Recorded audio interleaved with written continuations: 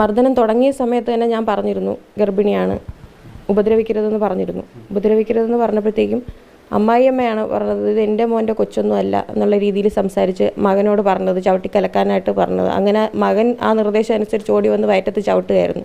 വയറ്റത്ത് ചവിട്ടി കഴുത്തിൽ കുത്തിപ്പിടിച്ച് ശ്വാസം മുട്ടിച്ചപ്പോഴത്തേക്കും എനിക്ക് ഇങ്ങനെ പ്രതികരിക്കാൻ പറ്റാതെ എനിക്ക് വെപ്രാളം കൊണ്ട് എനിക്ക് പുള്ളിയുടെ കൈയാണ് കൈ കിട്ടിയത്, അത് വെച്ച് ഒരു കടി കൊടുത്തു.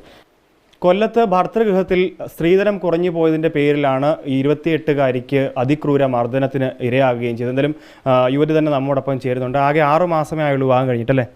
അതെ, 6 മാസമേ ആയുള്ളൂ വിവാഹം കഴിഞ്ഞിട്ട്. അപ്പോൾ അന്ന് തൊട്ടേ മർദ്ദനമുണ്ടോ? വിവാഹം കഴിഞ്ഞ ആ സമയം മുതൽ സ്ത്രീധനത്തിൻ്റെ പേരിൽ നിരന്തരം ഇങ്ങനെ കുറ്റപ്പെടുത്തലുകളും ഉപദ്രവങ്ങളും കേൾക്കുന്നുണ്ട്.